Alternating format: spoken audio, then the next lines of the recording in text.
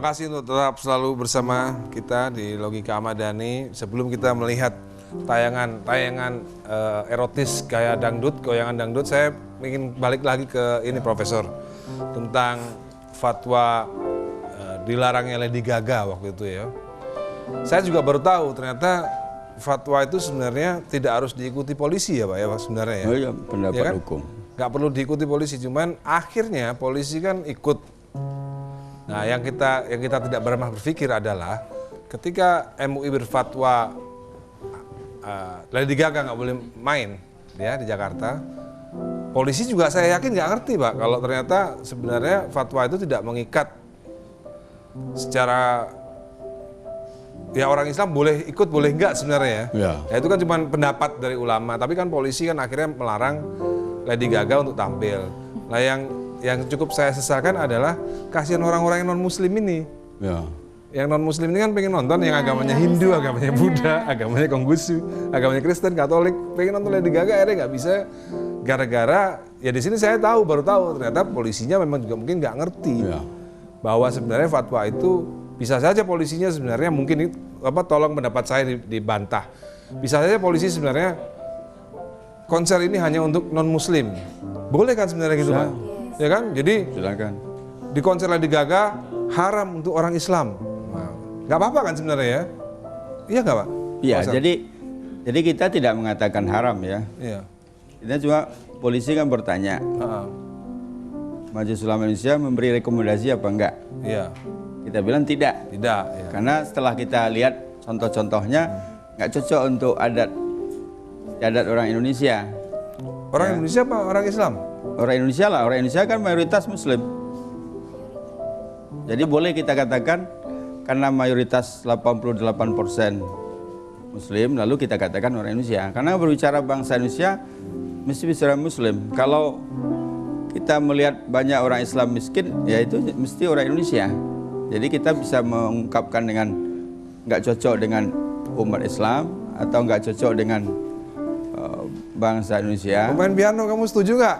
Lalu kita katakan begitu, tidak merekomendasi. Jadi bukan dari pihak MUI-nya, karena pihak kepolisian tentu bertanya. Karena polisi itu kan pertimbangannya adalah pertimbangan ketertiban, pertimbangan keamanan. Nah, mungkin seperti ini. Polisi itu berkesimpulan bahwa MUI tidak memberi rekomendasi dan polisi berpikir bahwa rekomendasi itu bukan untuk orang Muslim tapi untuk semua bangsa Indonesia, ya kan? Sehingga akhirnya Lady Gaga tidak boleh tampil di Indonesia. Jadi memang perlu ada pemahaman bahwa Majelis Ulama Indonesia itu kan untuk orang Islam. Jadi fatwa-fatwanya ditujukan kepada umat Islam, bukan kepada non-Muslim. Ya tapi akhirnya produk hukum polisi kan melarang Lady Gaga tampil di Indonesia, sehingga orang non Muslim nggak bisa nonton Lady Gaga.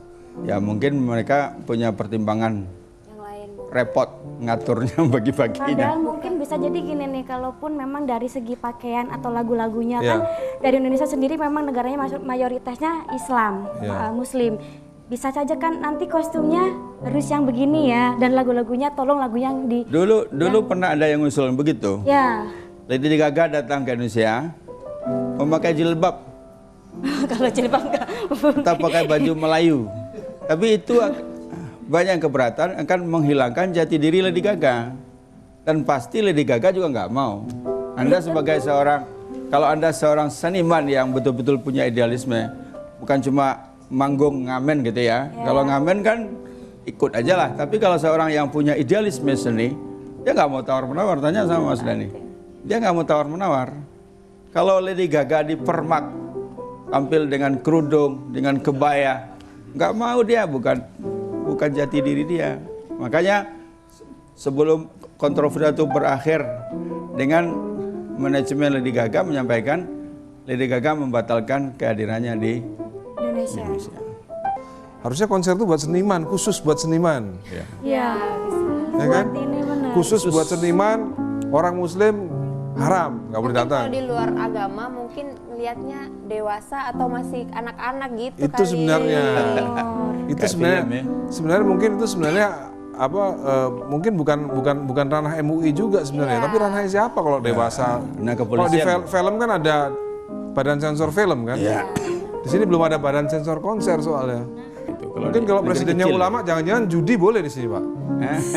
Loh iya kan bisa jadi kan? Judi bisa boleh karena yang judi turis ya kan, orang muslim yang tidak ada urusannya. Ya, nggak Malaysia, boleh. Malaysia begitu. Malaysia Iya. judi dilokalisir di Genting Highland. Tapi kalau Indonesia kan banyak pertimbangan. Nanti bisa kapan-kapan diundang pihak kepolisian, tanya apa pertimbangan-pertimbangan. Di samping pertimbangan agama, pertimbangan apa lagi? Melarang-larang atau tidak memberikan izin kepada sebuah pertunjukan seni. Kalau judi dilarang di Indonesia sih kayaknya yang untung Malaysia sama Singapura. Indonesianya yang rugi. Oke, kita nonton ini tayangan apa goyang erotis. Bicara tentang dangdut, tak lepas dari goyangan. Padahal ciri khas musik dangdut adalah cengkok vokal, bukan mengumbar goyangan penuh birahi. Dangdut pun bermetamorfosa dari yang awalnya musik Melayu, hingga kini menjadi musik yang identik dengan goyangan seronok. Namun musik dangdut kini tak lagi mementingkan kualitas vokal semata, tetapi tampilan dan goyanganlah yang menjadi ciri dangdut masa kini. Mungkin kita masih ingat ketika perang urat syaraf Raja Dangdut Rhoma Irama dengan Ratu Ngebor Inul Daratista yang dipandang erotis. Banyak pedangdut lurus yang mengutamakan vokal dan mutu lagu yang apik. Sekarang masalahnya, lebih banyak artis-artis dangdut karbitan yang vokalnya pas-pasan, tetapi memiliki bodi yang aduhai dengan goyangan yang erotis mengundang birahi. Tak cuma Inul, akhirnya artis-artis dangdut dengan goyangan seronok kian menjamur. Hampir tiap tahun, bermunculan artis-artis dangdut pendatang baru dengan goyangan khasnya. Ada goyang gergaji, patah-patah, goyang ngecor, hingga terbaru goyang dribble yang dipopulerkan oleh duo pedangdut seksi yang tergabung dalam duo Serigala.